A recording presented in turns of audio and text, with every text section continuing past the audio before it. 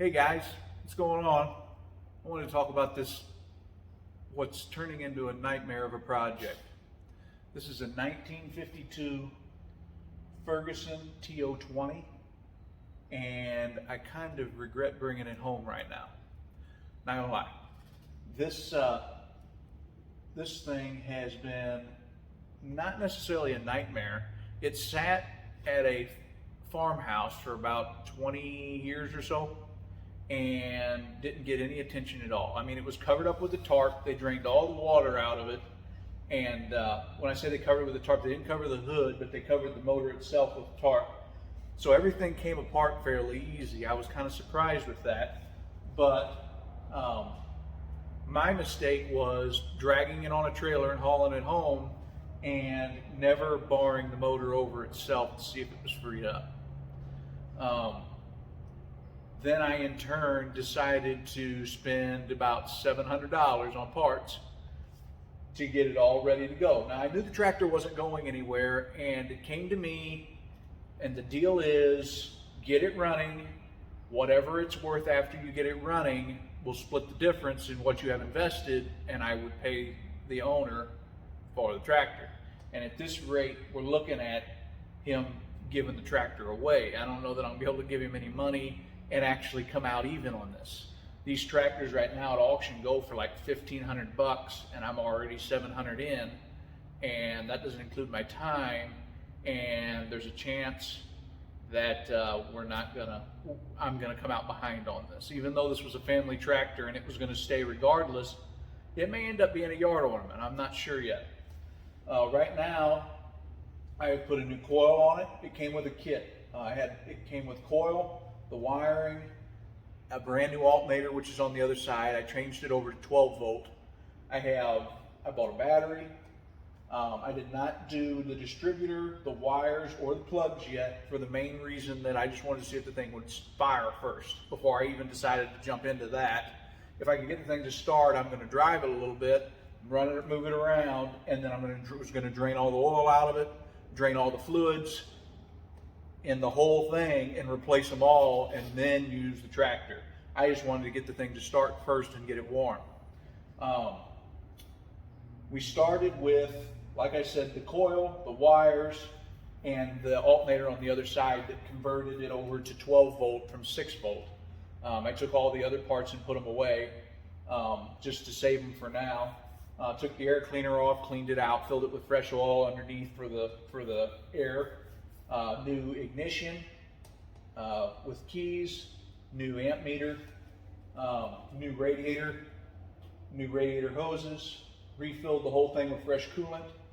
The oil, I actually checked the dipstick, and the oil looked to be fairly clean, so I was going to go with that until I got it warmed up and drained it. Then I was going to put new oil in it. I checked I believe this is a solenoid here. I checked this, and it was in good condition. It actually worked. And the way this tractor works is the shifter, you lift up on it and slide it to the right if you're sitting on the tractor, and then push it forward and it'll try to start. But here's what happened whenever I tried to start it. If you lift the shifter up, slide it to the right, and push forward,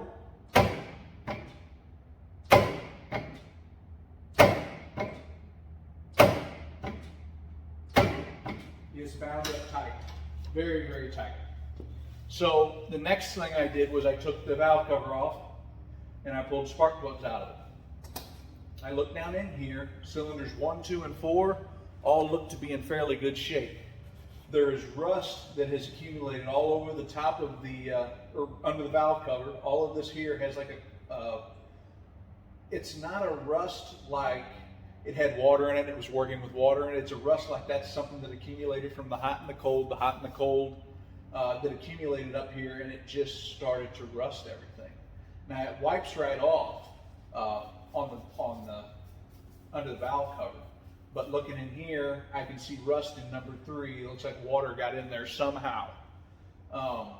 So my next plan of action now is to dump diesel and ATF fluid in there and let it sit.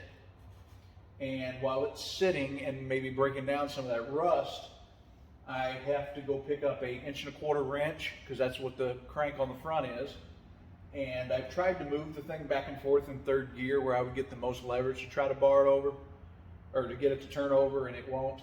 I've tried bumping it with the starter. It isn't having it. So that's kind of my stopping point at the moment. And the thing went from me thinking that it was going to start, and I was at least going to get the thing to move around and kind of blow the cobwebs out of it and actually start getting it ready to be used, to where we're at now. And that's something I'm going to do later this evening. I'm going to dump a mixture of diesel and ATF, and what I'm using is it's Dextron 3, I believe, or ATF, and it's 75-25, 75% automatic transmission fluid. Did I say 75? 25% automatic transmission fluid, 75% diesel. And I'm just going to pour it in on top of the cylinder heads. I'll do it in all of them and let it sit. And whenever I get that wrench home, which I don't know why I don't have an 1.25 wrench, I thought I could have swore I had one, but I'll start barring it over and seeing if I can actually get the thing to bar over. And if I can do that, then I can start making it turn over. I've been through the carburetor, checked it out. It's in good shape. It's not leaking. I did pull it apart because those carburetors are notorious for warping. And I took some a whetstone that you can buy at like Harbor Freight or wherever, and I used the fine side and just worked on the surface of the carburetor where the top and the bottom come together, and smoothed it out and got all the rust and the gasket material off of it. Put new gasket in it. I put new seals in all of the parts. I could not find the correct kit to replace all the pieces, and I really didn't think it was necessary. It looked like somebody replaced them before, and when I say replaced them before, it looks like somebody may have tried to get the thing started in the past 3 or 4 years, because it had some newer components in it, or what looked to be newer components. So I put everything back together kind of how it was, other than putting new gaskets in it and putting new rubber O-rings on everything. And the needle itself, the rubber tip still hadn't gotten real hard. It was still in good shape. So I went ahead and reused that. And it doesn't leak fuel out the sides or out the air intake. So that was all in good shape as well. I'm just hoping to God I can get this thing to start within the next few days, or at least turn over. That way it's freed up inside, and then I can go about trying to get the thing to start. But anyway, that's where I'm at with this. Now for my toy, I'm going to turn this over here, and I'm going to adjust this down. That is my 2001 YZ250. I've had this bike since I was 18, and I've done quite a bit of work to it over the years. I put a new top end in. I've never actually had to put a bottom end in it, but I never rode it constantly. When I say never rode it constantly, I mean it might have got rode 5 times a year, and then I would put it away. And I did put a new top end in it, but the bottom end's still in really good shape. And I put plastic on it over time, grips, graphics, shifters, sprockets, chains, brakes on the front, just lots of Mickey Mouse stuff that it just needed over time, where I would hit something or crash or whatever. I put unbreakable levers on it. And right now I've got it apart because the subframe, I'm trying to get the subframe re-welded. It broke the bracing that runs across the top of the subframe just in front of the airbox. And when you put the seat on, the seat has a hook in it, kind of like this. And when you put it on, it slides up under it, and it also locks onto the gas tank, and it also bolts down at the back where the rear fender is. So that's another project I got going on. And now I've got this project too. This is my 99 Dodge Ram, half-ton, single cab, short bed. I don't know how well you can see what we got going on here. I've got this thing on a stand for you. Here, I'll do this. Let's go this route. It's a pretty good old truck. It ain't got a ton of rust on it. It does have spots, but it's not terrible. It's got a 360 gas motor, automatic transmission, which I've had out of the truck, and I've had gone through and The components that gave it a ton of trouble, I had replaced or upgraded. Aftermarket headlights, aftermarket grill, aftermarket fog light. Well, I say aftermarket, they're pods. I did some customization there to put those in. And those are flush mounting pods. I put tow mirrors on it. People dog you about them, but you know what? It's my money, it's my ride, and whenever you're funding it, you can tell me what to put on it or not to put on it. Those are 4th gen mirrors. I did put cab lights on it. Made my own harness, pulled down the headliner, and put those on. So those are in pretty, they're still in pretty good shape. They weren't Recons, they were from eBay, but they've been on it for 4 years or so, 3 or 4 years. If we look inside, I painted the bezel. I put in a shelf with a CB radio. That is just, it's nothing super special. It's just a Midland CB radio. But I've used it running up and down the road, and it works just fine for what I want it for. I did put rock lights on it. I think there's a total of 12. I got four in the fender, 1 in each fender, and I've got 2 under the hood, 2 under the dash, 1 on each side, which actually was kind of an ingenious idea when I look back in retrospect, because when I control things from the inside with the Bluetooth, sometimes the Bluetooth's kind of funny, it acts funny, so I can see what color I'm putting to the ground without even having to stick my head out the window or see what's going on. So that worked out really well. It does have a vacuum leak, and I found the source of that problem. If you look at this rubber tip goes on the passenger side of the truck, on the passenger side of the motor, and the hose come out of it, which is supposed to just sit inside that cone. So I have to order one of those to put on it, and I have to order a set of tires. Right now I have, I'll open the hood too. Right now I have 35, 14, 5, 15 TSL Thornbirds on it. And they're about slick, but they've been on it for 3 years. Here we go. You can step back a little bit and give you a better view of the truck in general.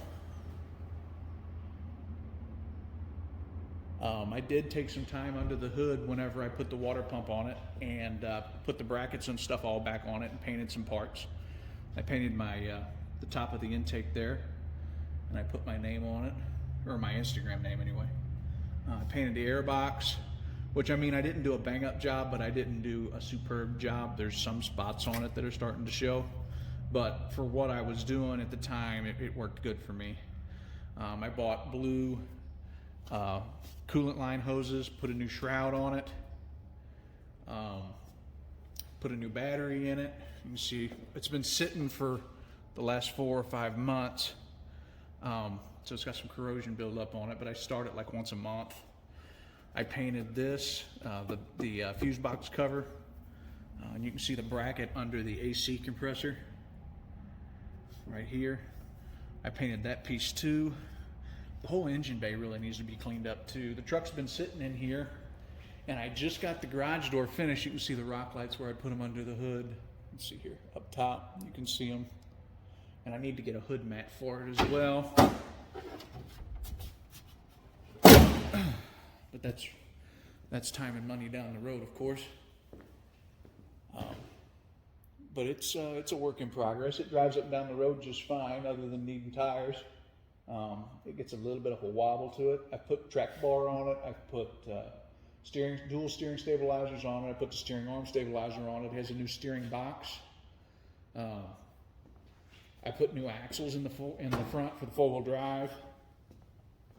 I put new tail lights on it. I put a new rear bumper on it, which I'll walk around the back here and you guys can see that. And it does have some rust spots that I plan on taking the thing to a body shop and having some body work done to it, because I just don't have the time or the tools for it. My LED tail lights. I was gonna put a 3rd brake light in it.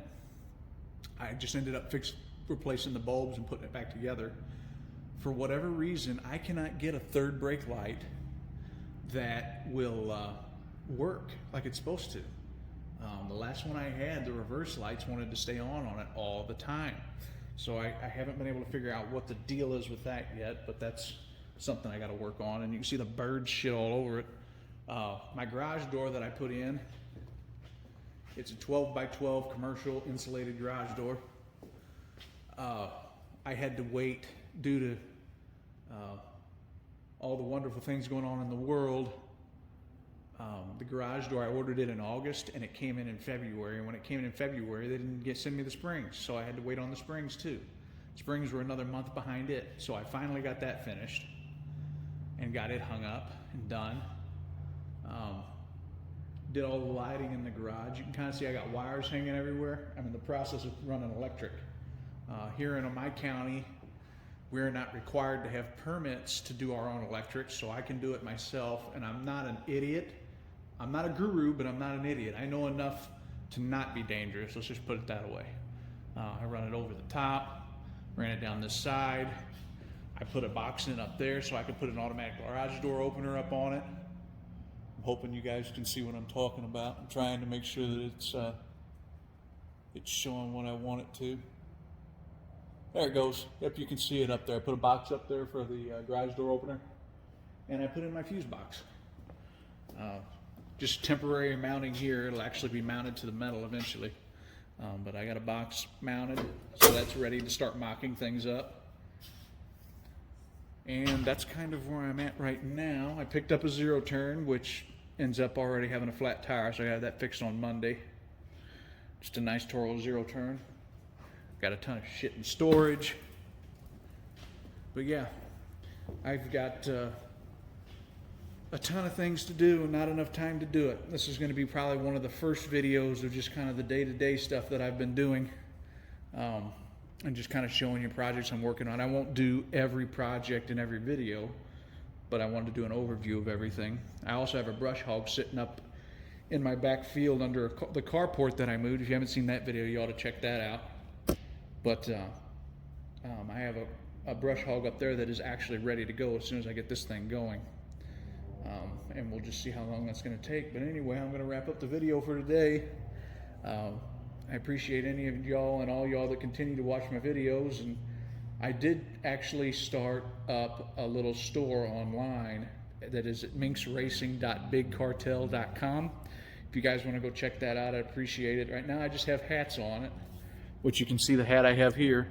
That was the first hat that I have made, and we're going to have more for sale here soon. So be sure to check this out, or be sure to check out that website, and we'll go from there. For now, I'm going to get off here, and I'm going to get started putting diesel and ATF in the top of them cylinders, try to get this tractor freed up so we can get the thing moving. For a 1952, it's not in terrible shape, but I keep finding more and more things as I go, which I should just expect that. But anyway, all right, we'll talk to you guys in the next one.